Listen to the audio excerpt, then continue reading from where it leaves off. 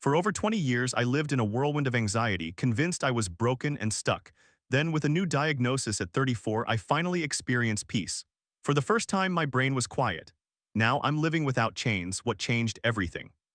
For over 20 years, I felt trapped inside my own mind, stuck in survival mode, spiraling through endless anxiety and obsessive thoughts.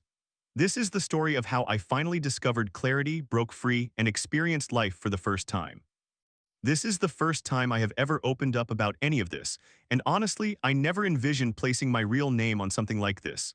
However, after carrying it for so long, it felt like the right moment to stop hiding from it.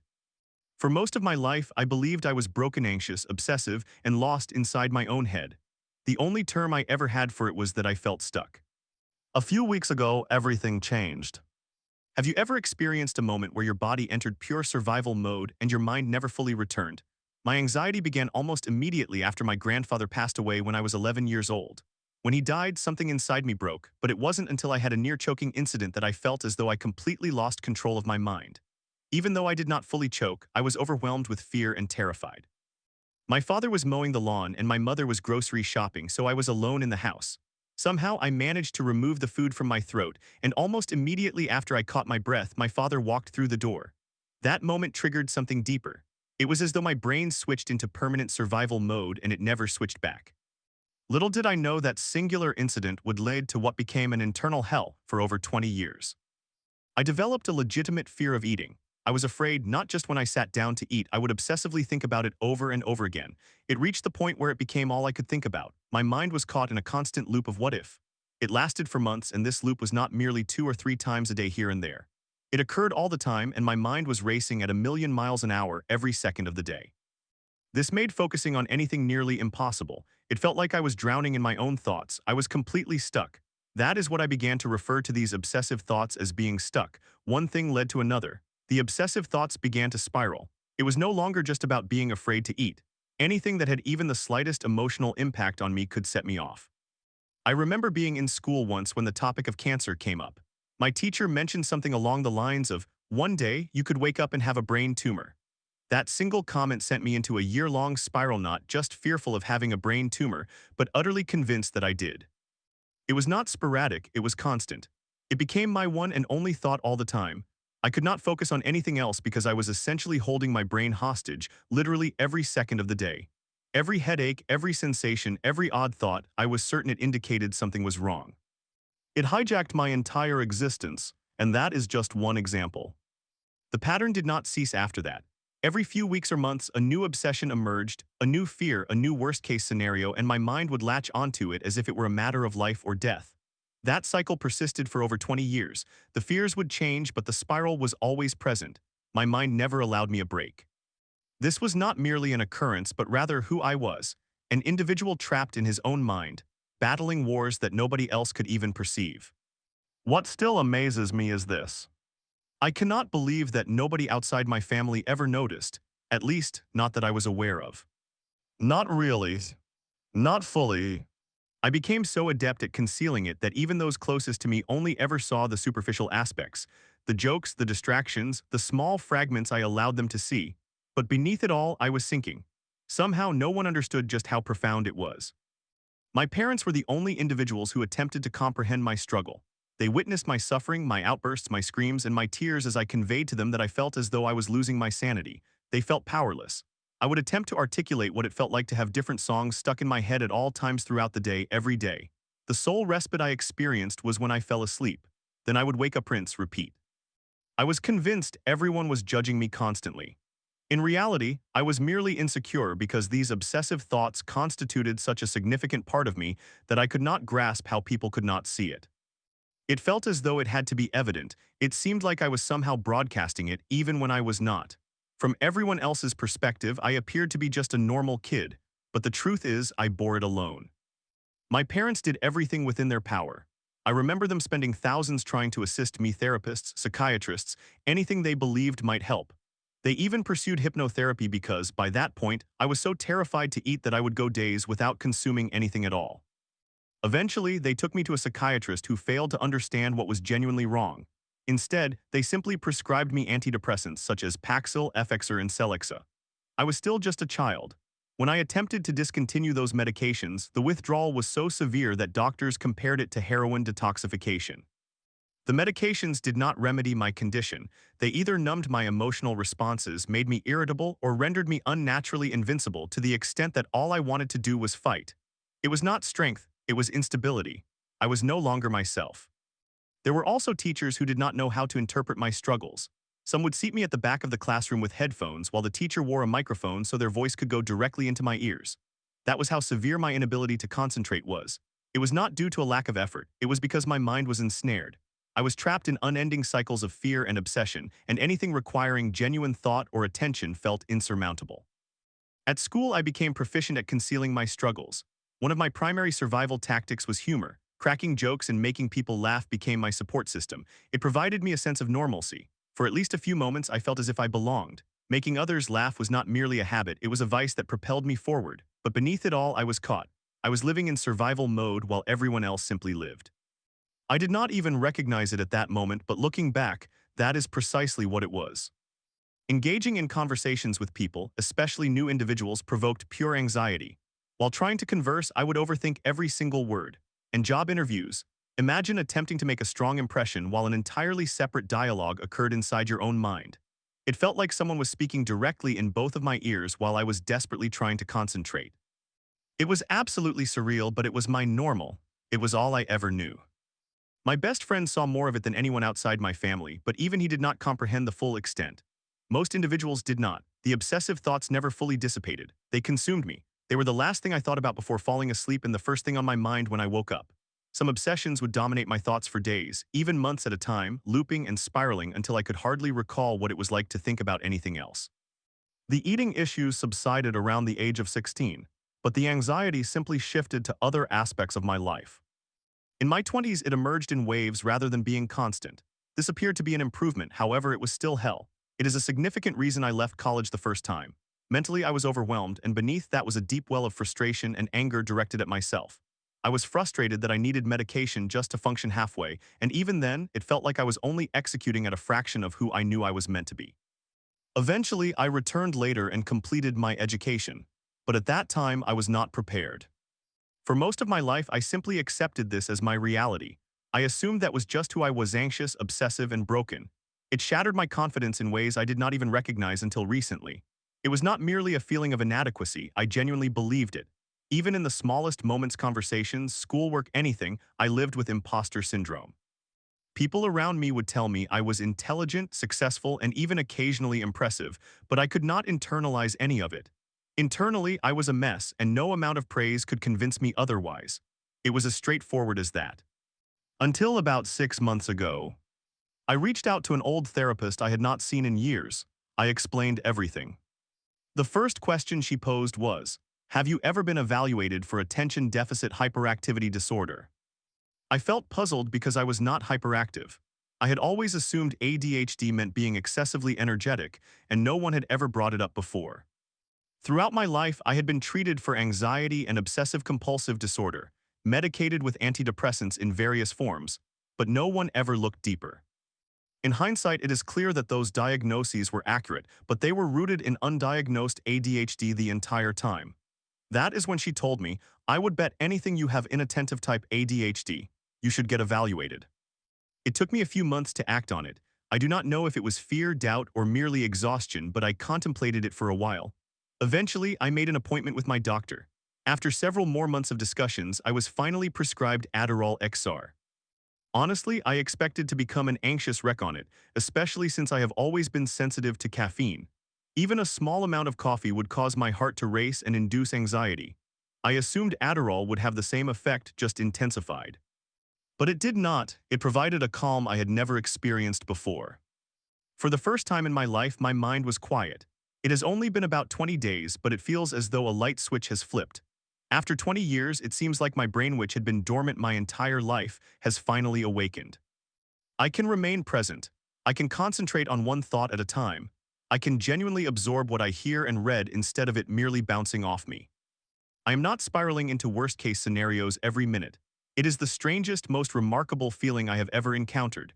The astonishing part is that I always knew there was more within me, but my mind would not allow me to access it. Now, for the first time, it feels like I am truly experiencing what life is meant to feel like. Honestly, what I am sharing here barely scratches the surface. I could elaborate for hours about the various obsessions, fears, and the different ways my mind convinced me I was in danger when I was not. This may seem lengthy, but compared to what I genuinely experienced, it is just a glimpse. I do not even know where I currently stand with my anxiety and obsessive-compulsive disorder. It feels like they vanished overnight. At the moment, I find myself obsessing more about this new normal because it is entirely unfamiliar to me.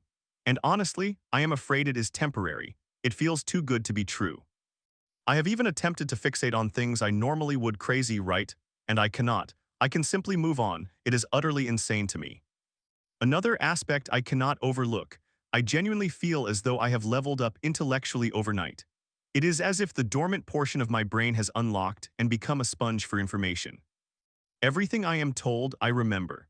It is not a photographic memory, but it feels like I have finally gained full access to who I have always been underneath. However, since it has only been about 20 days and I am still adapting to the medication, I remain cautiously optimistic. Any anxiety I experience now is more physical than anything else. Sometimes my heart races, and a few weeks ago that would have plunged me into a complete internal meltdown. On the outside, no one would have been aware. As I mentioned, I have become skilled at masking it. But internally, it would have been pure chaos. The other day it occurred. I glanced at my Apple Watch and my heart rate was elevated, but I literally said to myself, I am fine. 21 days ago, that moment would have completely unraveled me internally. I also recognize that there is considerable stigma surrounding Adderall. I am not here to claim it was my miracle drug. I am still taking antidepressants as well, Prozac, though now, for the first time, I genuinely have hope that I can eventually discontinue them. Because even while being on them before, I would still spiral endlessly. Doctors have communicated to me, and I am doing my best to accept it, that the reality is Adderall did not change who I am. It provided me access to who I have always been. I fought too hard for this clarity to ever feel weak for utilizing the right tools. I am not concealing anything. I am finally living without chains, and that is more than I ever thought was attainable. For the first time in my life, I am unstuck. I am still navigating all of this. But for the first time, I am not imprisoned inside my own head, and for now, that is sufficient. The astonishing part is that even documenting all of this is something I do not think I could have accomplished a month ago. For so long, my mind was too overwhelmed, too scattered, too trapped to organize anything in this manner. The fact that I am even able to share this now is evidence that something real has shifted. I do not know who needs to read this. I just know I needed to communicate it. I am uncertain what sharing this will truly accomplish, but after carrying it alone for so long, I am finally prepared to share it. Thank you for reading. Story 2. My mom's dating a narcissist and ignoring me. You need to fix your issues. Her lies and manipulation ruined our family. After kicking my sister out, I can't help but feel like a burden. How did we go from a family to strangers? I apologize for the length of this post. I am a 17-year-old female, and my mother is a 48-year-old female. My parents divorced in early 2020 after being married for 22 years, and to say the least, my siblings and I anticipated it. They never shared a bed, I never observed them share a kiss, and I think I witnessed them hug once when my mother learned that my grandmother had cancer, and it was not even a full hug, it was just a side hug. My father is a textbook narcissist. He was not around much. When he worked, the hours were long, and when he was not working, I had to plead with him to spend the day with me. Things became really chaotic after the divorce, and I have not seen or spoken to my father since Christmas of 2021, so I really only have one parent now. I have two siblings, one who is 19 and identifies as non-binary, and the other who is 26 and female. Since the divorce, my mother's behavior has changed. My mother informed me and my 19-year-old non-binary sibling in early 2021 that she planned to start using dating applications just to make friends, to which I responded that no one uses dating applications merely to make friends. Although I was only 13 at the time, I was not oblivious. She attempted to justify her actions by saying that a friend of hers had done it, but neither my sibling nor I were convinced. It was not her re-entering the dating scene that troubled me, it was the outright dishonesty. She ended up genuinely connecting with one man around February 2021.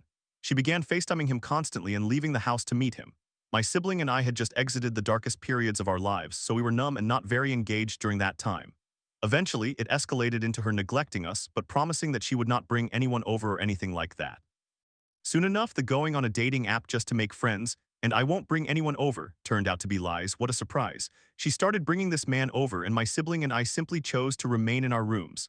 At that point, I began to dissociate. I had never had any male figures in my life other than my father, so men were intimidating to me. She began keeping him over until late, around 2 to 3 a.m. due to past trauma and issues I have had since childhood. I struggle with sleep, but now there was a stranger in the house, making it even harder to sleep. One night he stayed until nearly 3 a.m. and I still could not sleep, so I texted my mother asking when he would be leaving. She replied something along the lines of soon. Why? I did not respond. After all, I had been in a state of panic about this man being in the house for hours because I could not sleep. The next day when I went into her room to see her, I said, "Good morning," and she responded, "Why did you ask when Name was leaving?" in a passive-aggressive tone. I then explained how I could not sleep and felt uncomfortable with him present, to which she replied, "Well, you need to talk to your therapist about that and fix it." Her tone was somewhat stern, but I have always been quite sensitive, so perhaps that was just my perception. It hurt, though. It felt like I was not speaking to my mother at that moment, but I chose to move on. My older sister moved out in 2016 and relocated to another state, so I do not see her as often as I used to. Things were quite difficult for my sister growing up, so I do not fault her for leaving right after turning 18. My sister was going through a challenging time, and my mother asked if she wanted to come stay with us after we had moved away from my father. My mother told me, "I just told her, let me take care of you." Their relationship was extremely tumultuous, so this was a significant step, and to shorten the story, things became quite ugly. My mother transformed into a sobbing teenager experiencing love for the first time, but with a victim complex during that period. There was one incident that changed how I viewed my mother. She kicked my sister out after a heated argument. My sister had just endured a very traumatic day. I will not go into details, but in my opinion, it was absolutely not justified. My mother made my sister leave, knowing she had no friends in the area as she had just moved back to the state, did not have anyone's phone numbers to call, had no money and no place to stay. I froze, watching the entire situation unfold before my eyes. I felt like I was 6 years old again, witnessing this happen in our old home. My sibling offered my sister all their savings, and I told her to take my card, but she refused. After my sister departed, sobbing with her belongings, I glanced over to see my mother crying on the couch and asking, "You guys understand why I did that, right?" I had no answer for her other than that it was completely out of line. I ended up sitting in my room and going onto the roof outside my window to get some fresh air. This roof was part of the garage, and I overheard my mother changing the garage code so my sister could not re-enter, and I was appalled. I had never seen anyone be so heartlessly cruel to their own child whom they claimed they would care for, right in front of my eyes. Another argument just before we were to go on a summer trip to visit family resulted in only my mother and me going while my sibling opted out. During this trip, I felt more isolated and embarrassed to be with her than ever. She would leave family gatherings to FaceTime her boyfriend and just talk about herself to anyone who would listen. She ended up withdrawing a substantial amount of cash from the divorce settlement when we visited Disneyland, making me wait an hour outside the store by myself, while she spent money on gifts for her boyfriend and his child. My feet hurt so badly at that point that I wanted to go home. The entire Disneyland trip was spoiled as she ignored me to text and call her boyfriend the entire time. To top it all off, with all the money she had, she made me, a 13-year-old, pay for all my own things. What a waste of a trip. Upon returning from the trip, nothing improved. Every time we mentioned her boyfriend, she would drop us off somewhere and leave, or if we tried to establish boundaries, she would cry and say that we did not want her to be happy. My sister ultimately stayed only about 6 months before returning to the state she had lived in previously. Before the fall semester, she mentioned wanting to send my sibling and me to a charter school, which initially sounded appealing, but after researching the specific school, the reviews were terrible. I told my mother that I wanted to attempt public school instead, as I had always dreamed of participating in football games, homecoming, prom, and similar events. The charter school did not offer those at the time. She became upset and called me a spoiled brat. I was genuinely confused because she had not enrolled us in school yet, and attending public school would not cost her anything like the charter school would. Thankfully, she reluctantly agreed. I began high school that fall and had never been more grateful for school. Due to the COVID-19 pandemic and the divorce, I had only one friend and we had drifted apart, so school was a welcome change from being confined in that house. My sibling attended the charter school, which turned out to be just as the reviews suggested. I made friends who lived nearby and took the bus together, so I went out with them often to escape the house. Eventually, due to health issues, I had to switch back to online school, thus returning to the house. During Christmas of 2021, my mother had exhausted the divorce funds and informed us that we would not be receiving gifts that year. My sibling and I did not want anything, so it was not a big deal. We have a family game that we play with relatives out of state, so they sent us one and asked us to record when we played so they could watch. Before pressing record, my mother declared that she needed to tell us something. She was engaged. She said, "I hope you guys can be happy for me. You can see the ring if you want." My sibling and I froze in disbelief. She insisted she was not going to get married or have him move in with us. It was yet another blatant lie she told us to make herself feel better, knowing we were uncomfortable. I wanted to be happy for her, but seeing how she affected my siblings due to her relationship made me upset. It was not her entering a new relationship that troubled me, it was her choice to say, "Oh, this won't happen," instead of sitting down with us and discussing how we could navigate this new chapter of our lives, considering it was clearly happening. She proceeded to press record afterward, and I can only imagine how awkward the footage turned out. That Christmas was also the last time I communicated with my father. He called to wish me a Merry Christmas and then proceeded with his usual gaslighting tactics about not seeing him. I was so fed up with the day as a whole that I told him, "If you do not have anything nice to say to me, I do not want to talk." In typical narcissistic fashion, his ego was bruised and he hung up on me. He called the police for a welfare check 3 days later, claiming no one was answering him, despite not having contacted anyone since Christmas. As my Christmas gift from the universe, I received two parents who were testing my patience. As you can likely predict, that man and my mother eventually got married and he moved in. I zoned out and remain zoning out to this day. I developed very strong obsessive-compulsive disorder-like tendencies. I no longer want to touch anything outside my room. I wash my hands probably 10 to 14 times a day without exaggeration. I change into different clothes to leave my room and change back into my other clothes as soon as I return. It has gotten quite severe, and my eating issues have profoundly impacted my health, so one could say I am not doing particularly well. I started to feel like I was a burden to her. Perhaps I was being overly picky or too sensitive. I felt like an anchor holding her back from moving forward with her life. Sometimes I feel as though she sees my father in me and resents me for it. For context, I am of mixed race while she is white. She occasionally makes comments like the time I went into our backyard to tan, I become pale in winter, and upon returning inside, my mother remarked that I look dirty. Sometimes, when I feel like I am being difficult, I worry that I remind her of my father. I cannot fathom what it is like to endure an unloving marriage for an extended period, let alone an abusive relationship, yet I cannot shake the feeling that she would have been happier had she never had children with him. I often observe her radiantly happy whenever my siblings and I are not around. I wonder if she hates me. She has always told my sibling and me that we did not need to contact anyone from his family, referring to them as our family. I appreciated that because the idea made me very uncomfortable. Until around the time she was preparing for a small reception party at our home, she suddenly began calling them my family and insisted that I had to get to know them. I had to muster every ounce of courage to express that I would not do that. I usually begin to cry when discussing my feelings.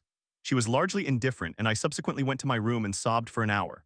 Around the time my mother married, she developed kidney stones. She had difficulty moving and required a lot of assistance, but eventually the stones passed. The pain never fully subsided, and now they believe she is experiencing non-epileptic seizures that result in her body going numb, causing fatigue, and sometimes making her feel fragile. I cannot recall whether she said there was a specific name for her condition, but it has taken over her life. She is now about 65% immobile and must use crutches or a walker. She had to go on disability from her job and needs to occupy handicapped parking spaces because she cannot walk far. She has always been a very active person who enjoys being busy. When she went on disability, I think it may have caused her to become overwhelmed. All she talks about now is how she is in pain, how she regrets she cannot be up and doing things, or how she needs us to assist with tasks. While I understand that she is struggling and requires support, she occasionally brings it up during the most unexpected times. I was discussing getting a job and she suddenly said, "Yeah, I used to love to work, but now I just can't, and I have to just take it in stride and move on because what can one say to that?" Or when talking about baking cookies, she remarks, "Oh, I used to love baking cookies. I wish I still could, but I am in so much pain now and I cannot even stand." And then she goes on, forgetting that I was even talking to her. She detested smoking and the odor of cigarettes when I was growing up, but now she smokes cannabis, cigarettes, and vapes inside the house, which I find unpleasant.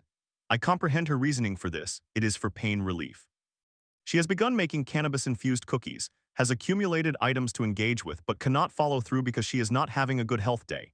She recently adopted 2 more dogs. We had 5 pets prior to the 2 new additions, and insisted that she could take care of them independently. But now, because of her condition, she is constantly asking for help with the dogs because they have so much energy, which is not surprising given their breed. She is continuously asking for assistance, which sometimes makes me feel incredibly guilty for feeling annoyed about it.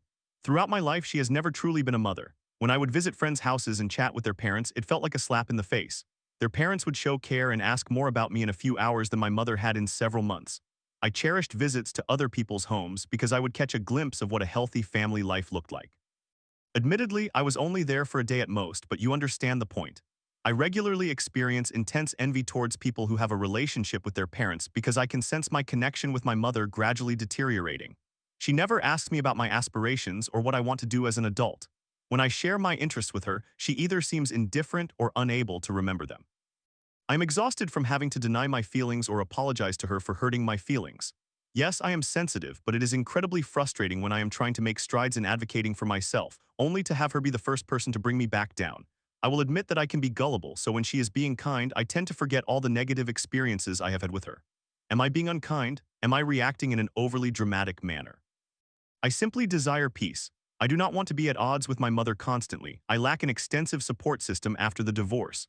I have attempted to maturely talk to her about establishing boundaries, but she never seems to want to listen. This makes me feel as though she simply does not care. I worry about transitioning into adulthood without any support. Currently, I do not have friends, so I feel very lonely. I suffer from severe anxiety, and being trapped in this house feels like drowning in my own misery. I apologize if this appears chaotic, but I needed to express my thoughts. Story 3. After an epic cocktail party, I kissed my best friend Rick, only for him to drop a bomb about wanting to hook up with another girl. Now my friends think I'm clinically insane for still wanting to be around him. Can I really handle the emotional roller coaster? So back in February, a 22-year-old female attended a cocktail party. It was at a friend's house and we had planned it months in advance. I was genuinely excited because beverages, friends, music, and food are my favorite ways to spend time together. If you inform me that we are going to spend an entire night in a backyard with beer, a fire pit, and good company, I will drop everything I'm doing. But that aside, this gathering had been arranged for a while, and my friend, let's call her Sarah, 27-year-old female, and I were doing everything in our power to ensure it would happen. She is not a heavy drinker, and I promised to get her intoxicated that night. She refers to me as the party girl of our friend group, and throughout this year, I have been taking her out and introducing her to my party girl ways. In total, there were only 5 of us attending, and someone would leave very early due to having to work the next morning. It was a small get-together, but still enjoyable. Our friend Rick, 20-year-old male, was going, and we were all very excited to have him with us. Rick and I have known about each other's existence for the last 3 years, but we had only hung out a handful of times for brief periods. He was friends with my best friend Erin, 21-year-old female, before he became truly friends with me. Rick and I hit it off back in late August. We quickly became best friends. I'm not sure what caused the sudden change, but it felt like we had known each other for years. We were consistently going out to lunch together and going on adventures. He is quite a difficult person to get out of the house sometimes, so it was a great boost for my ego to be able to ask him to do something without him canceling. He is notorious for making plans and dropping out at the last minute. It can be somewhat annoying, but I have never had a significant issue with it. We have attended events together, and he even canceled going to a hockey game to celebrate my birthday, which made me feel really special. For Christmas, he bought me a very expensive gift, and I soon found myself truly falling for him like head over heels. This was unfamiliar territory for me, as I had never really felt that way about anyone, and I was convinced he did not feel the same. I am far from his type of girl. He typically prefers those who are slim with larger body types. I am a heavier set girl, and while I do not consider myself unattractive, I am definitely not his type. However, I have so much affection for him that I was willing to bury those feelings as deep as I could. Losing him and our friendship would absolutely devastate me, and that is not his fault. He came into my life at a very crucial time, and I believe I provided the same for him. There is undoubtedly some trauma bonding there, but that is another lengthy discussion. As a small aside, Rick isn't particularly fond of one of the invited guests, so I told him we would hang out for a few hours before heading to a bar later. He agreed. That Saturday afternoon arrived, and it began a little awkwardly. There was some dry conversation, a charcuterie board, and some India Pale Ales. Rick and I had not eaten all day, so the alcohol affected us a bit quicker than anticipated. It was not even 4:30 p.m., and we were both very tipsy. As the rest of the evening progressed, we relaxed and kept consuming drinks. He was noticeably more touchy with me than usual. This is typical for him, but this time it was amplified. He pulled me by my waist into his body, held my waist through the loops of my belt, and buried his head in my neck. He kept telling me I smelled good. I was wearing the perfume he had given me for Christmas. I did not object to any of it. Honestly, it felt really nice to be touched that way. There was some cuddling on the couch with hands placed very high on my thighs and all. Sarah and another friend kept suggesting that we needed to find a room. We both told them to leave us alone and continued. Each time I stumbled a bit, he would grab me by the waist or lower back. At one point, I fell onto the floor and he picked me up, but then he stumbled himself. It was genuinely fun in the moment. He is always a very touchy person with me, so I did not initially think of it romantically, but it did definitely reignite some feelings I had tucked away. In the end, we took an Uber back to his house to drop off our belongings before going back out, although we were both intoxicated enough that in hindsight, it's likely we would not have been served anywhere. We went into his backyard to smoke before leaving. Neither of us had a lighter, so we were heading back to his basement to grab one. On the way, I offered him my vape, and before I realized what was happening, he had taken hold of my wrist, and his tongue was in my mouth. It was honestly sloppy and a bit raunchy. There is no other way to describe it. A lot was said, and the only reason it did not progress further was that neither of us had a condom. Honestly, I am grateful it did not go any further, but I must admit it felt incredible. It was one of the best 45 minutes of my life. I should have left right afterward, but I did not. We returned inside his house and played a game together. 2 hours into playing, he began discussing a girl he had met at the bar the week before and expressed his desire to sleep with her. It completely took the wind out of my sails. I was slowly sobering up at that point and had already concluded myself that it was nothing more than being drunk and horny, but it still hurt deeply. He ultimately fell asleep not long after, and I gathered my things and left. The only way I have coped with this situation is by pretending it never took place. It genuinely hurt, and I found myself crying over it for a day or two. I felt so disrespected, and I also sensed that the friendship was over, which was what really upset me. Losing him as a friend would be incredibly detrimental to me, and I experienced a full-blown panic attack. I was down for a few days, but we resumed talking soon after, and once again it felt as if nothing had happened. Interestingly, I am actually okay with this.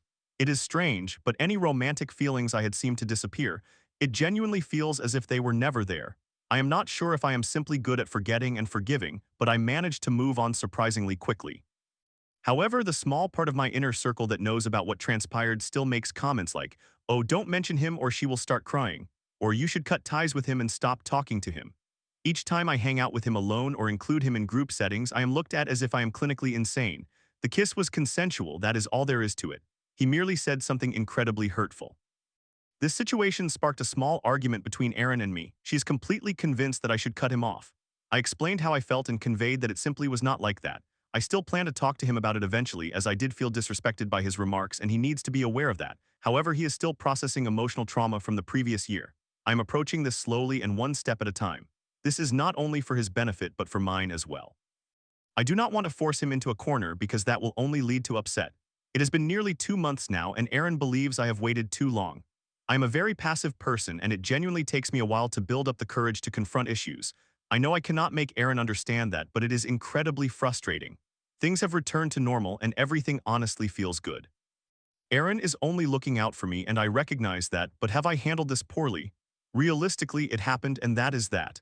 I truly do not think there is anything I could have done differently. This feels silly, and I did not intend to post this on Reddit, but everyone within my social circle communicates with each other, so discussing it in real life can be challenging. I just needed a moment to vent. Thank you, Reddit.